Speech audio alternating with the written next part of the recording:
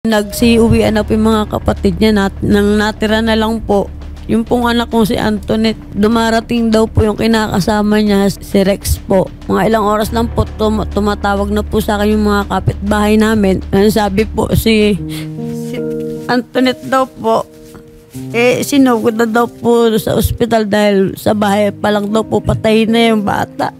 Ang sabi lang po nung kinakasama, uminom daw po ng lason, saka daw po nagbigte yung anak ko. 2 weeks po namin naiburol yung anak ko, hindi po siya nagpakita kahit anino po. Alam nyo ba kung may hidwaan tong inyong anak at si Rex nung araw po na yon? Makikipag-iwalay na daw po siya kay Rex. Major ha, let's not consider the matter closed kasi parang may mga butas na kailangan muna nating maliwanagan. Iimbestigahan po natin mabuti.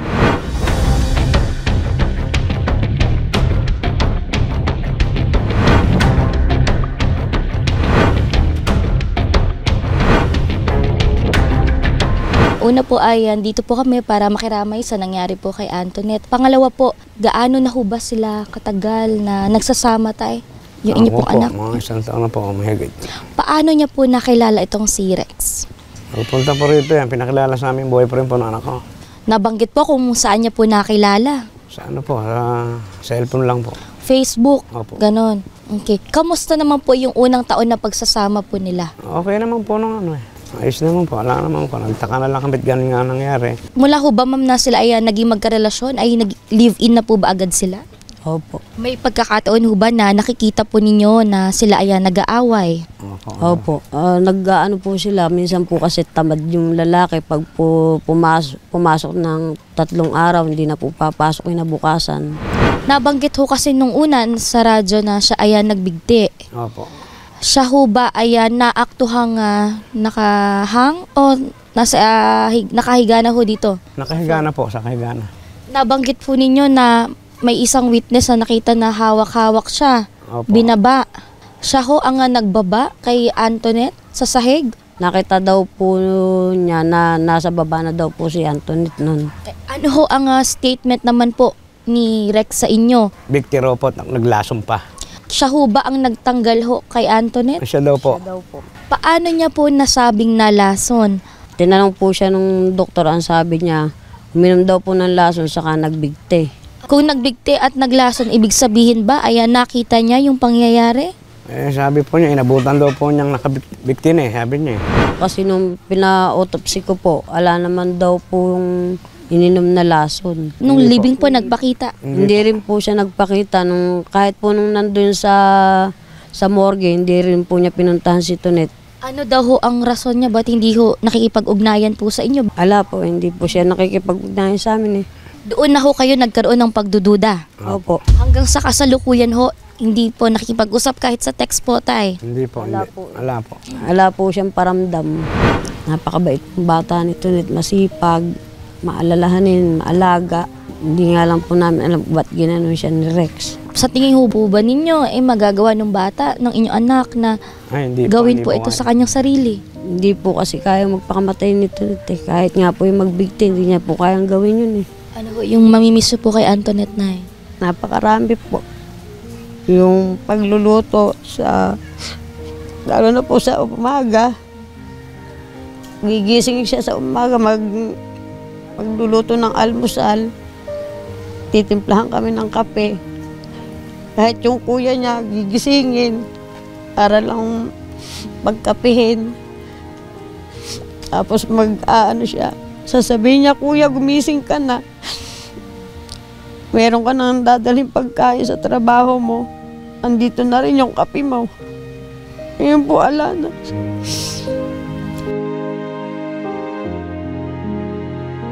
Sana, umamin ka na sa ginawa mo.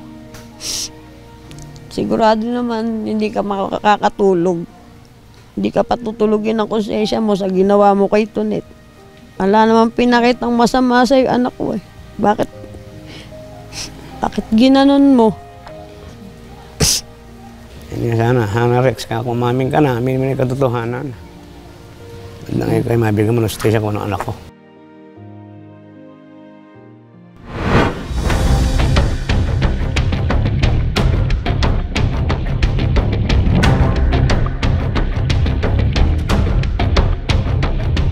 Nandito tayo ngayon sa inuupahang tirahan ng nanay ni Antoinette.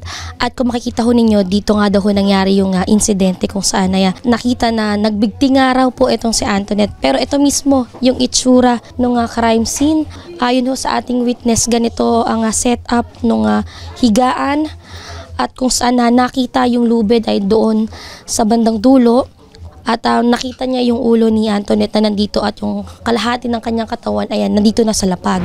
Ganito ba? Meron ba talagang kumot sa kisame? Meron. Sa tingin mo ay paano nga na bumagsak yung lubid dyan? Posible ba na nagbigti yung iyong kaibigan? Hindi po. Wala rin pong pagtatalian dito. Okay. Tay, etong lubid, saan po nakatago talaga yan? Doon po sa ilalim ng lababo. Para saan po yung lubid, Tay? Yan po kasi ginagamit po namin yan pagka po may nasiraan tricycle, ginagawang panghatak. Yung original na lubid na ginamit sa crime scene ay nasa ating pulis na ngayon. Pero nabanggit ni Tatay, etong lubid na meron tayo ngayon, Tay, kahati po ba nito? Opo, yan pong kaputol. Kasing haba rin po ba? Hindi po, mas mahigsi po yun.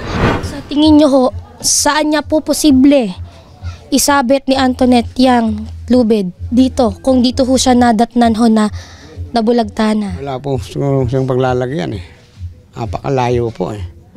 Eh kung dito ho ba, Tatay, nung panahon na yun, bakante ho ba to? Marami rin hong damit. Marami pong damit siya, marami po. Mga nakasampay po lahat yan, kahilera. So kumbaga, imposibleng magbigti eh. Opo, imposible po.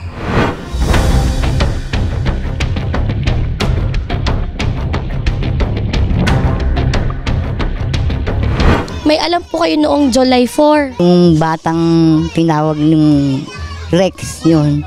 Yung apo ko yun. Ngayon, sabi niya, kinuha niya ron sa garahe, yung bata. Tinakawayan niya ron. Pumunta naman to. Ngayon, ang sabi niya, Lola, tumatakbo. Hindi ko alam ang gagawin ko.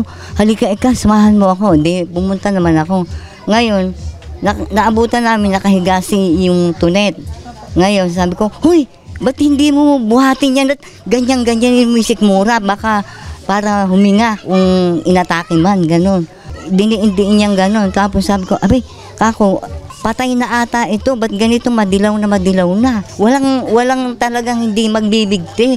Kasi punong-puno ng damit at saka mga yung nilaban niya magmula rito hanggang doon. Liit tong bahay na yan. May kumot din po. May kumot din. Kaya hindi huwag magsabit ng kailangan mapagsabit siya, hawiin niya lahat na ganun yung ang sabi niya sa iba, nagbigti raw tapos yung daw isang paa daw naka ano daw dito sa bangko. Yun. Di naman totoo yun dahil kasi nang abutan namin, hindi pa niya hinihipo yung asawa niya. Nakahiga lang dun sa kutsyon. Nay, maalala mo yung eksaktong sinabi niya na anong nadatnan niya daw kay Antoinette? Sabi lang niya, nagpakamatay. Siya ang may sabing nagpakamatay at uminom ng lason. Di naman totoo yun. Hindi magbibigti yun. Dahil ayan yung kababa-baba nung ano. Saka pag nagbigti, masisyak siya. Sasabihin niya, mga kapitbahay, tulungan niyo ako. Nagbigti si Tunay. Kung totoo yung sinabi niya nagbigti, dapat sa minutes lang na kami dumating. Di sana inabutan namin nakabigti. Hindi naman, nakahiga. Kaya hindi nagbigti yun. Hindi rin naglasong yun. Nung may dumating na pulis, sabi niya doon sa mga pulis nagbigti. Ngayon, ipinasample sa kanya nung pulis kung paano ang ginawa. Ngayon, sinuot niya gano'n doon sa may yero. Hindi basta-basta maisusuot kabod-kabod dahil maliit lang naman yung na yero. Ngayon, sabi niya, nagbigti. Noon lang niya ginawa yung sinaksak niya gano'n. Pero nanay, kapag nagbigti ba, tama ho ba? Kapag ikaw ikaw ay nagbigti, tatali mo, nakalagay yun sa leeg mo. Nakalagay ho ba yung lubid sa leeg ni Antoinette? Walang nakalagay. Pagka kasi nagbigti ka, at talagang suicide ka, tatali mo ng maayos yun.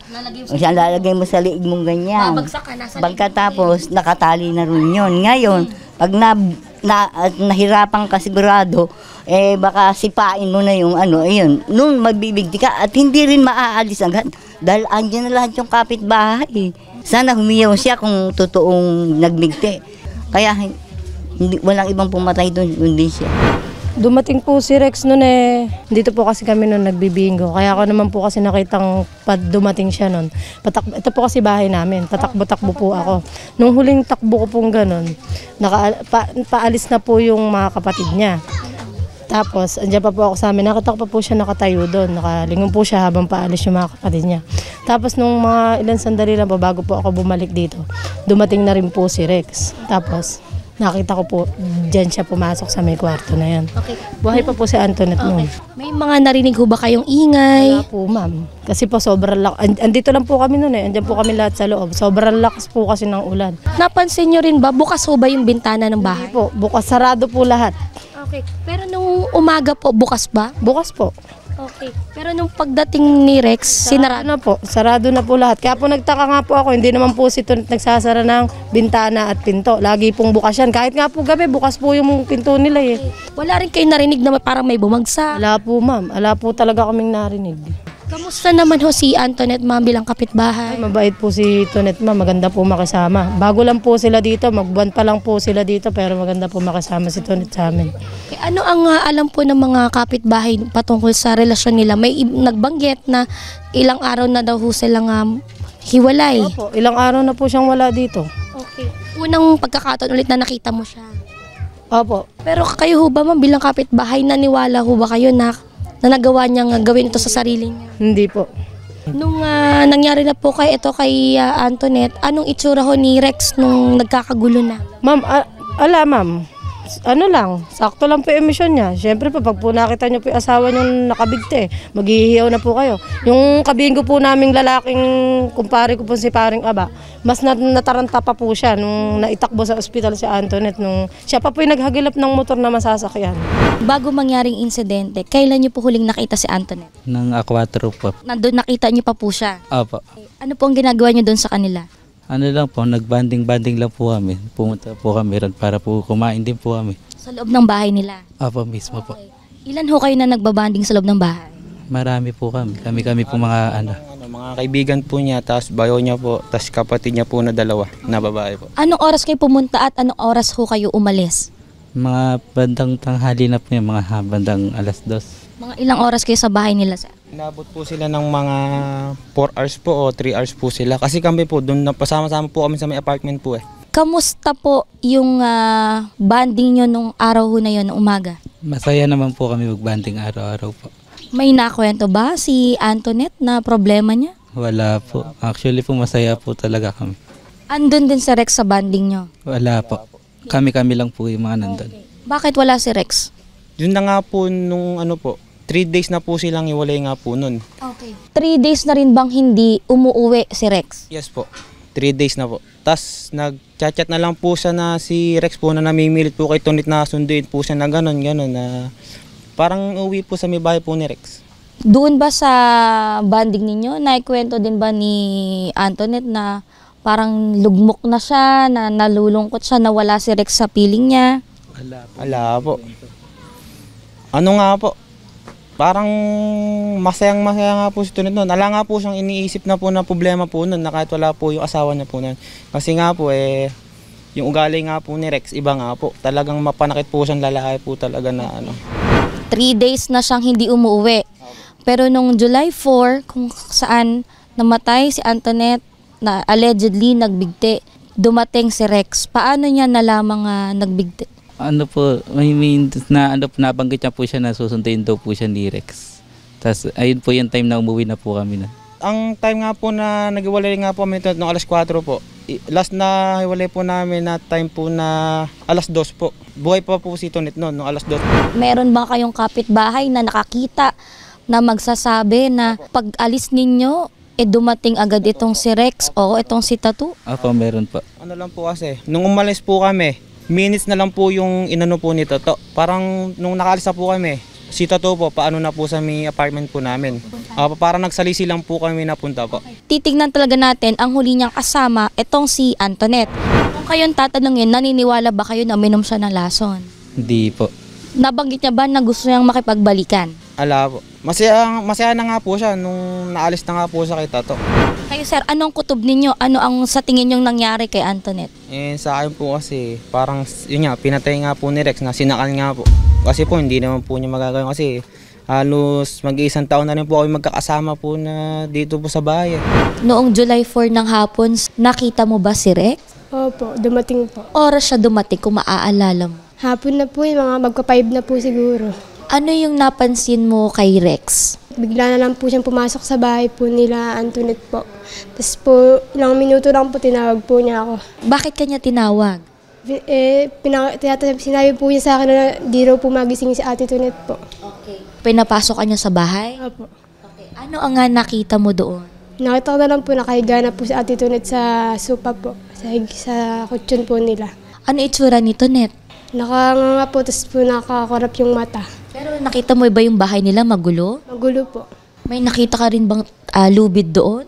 Meron po. Sa gilid po ni Ate Antoinette po, sa may tabi ng speaker. Nasa leeg ba niya? Hindi po. May napansin ka bang kakaiba kay Rex? Wala po siyang reaction eh. O parang kinakabahan? Wala po siyang reaction, parang wala lang po sa kanya. Kinuha pa nga po niya yung cellphone niya, binigay niya po sa akin si Ate Antoinette sa motor. Yung pumunta na po kami sa ospital, nagsi-cellphone pa rin po siya, hanggang dun eh. Pag kinakausap po siya ng doktor, di po siya kumikibo, ako na lang po yung umibo sa kanya. Kasi po tinatanong po yung edad niya, ako na lang po nagsabi kung ano yung kinamatay po.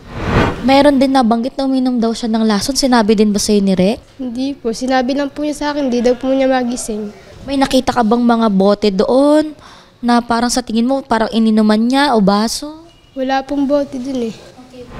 Ikaw ba sa tingin mo ba magagawa ba ni Antoinette na magbigti? Hindi po.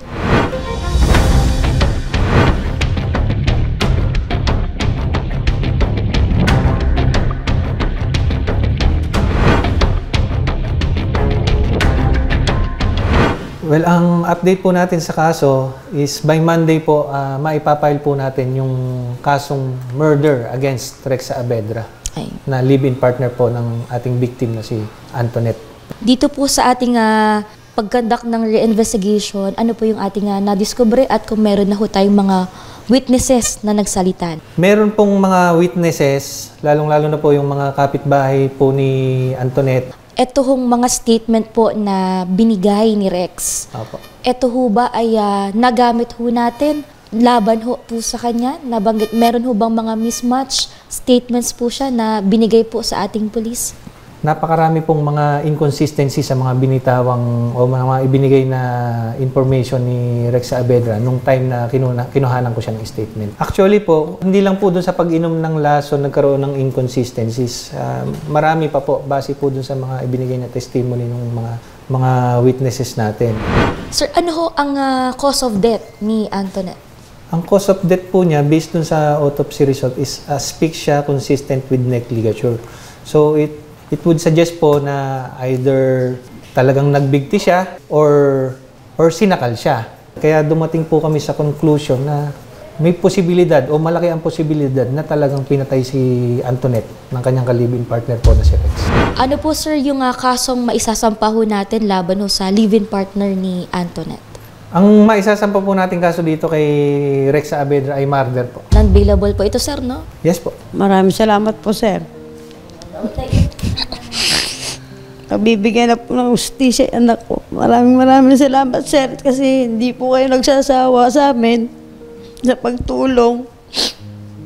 Kahit po sa text, tawag, hindi niyo po kami pinagsasawa at maraming salamat, sir.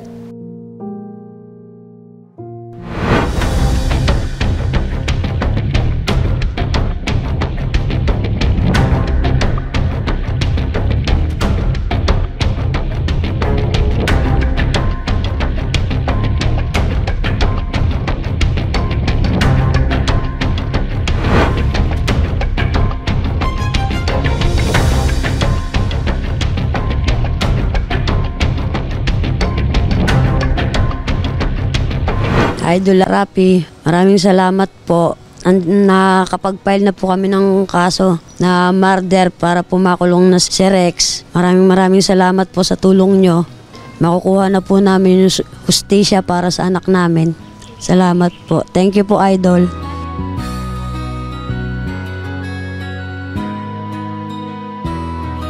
Rapi Tulfo, isang taong hindi ka iiwanan. Basta nasa tama ka, ilalabang ka ng patayon. Kahit na sariling reputasyon niya ang itaya, ipagtatanggol ka niya kahit siya ang mapahiya. Ang sarap kapag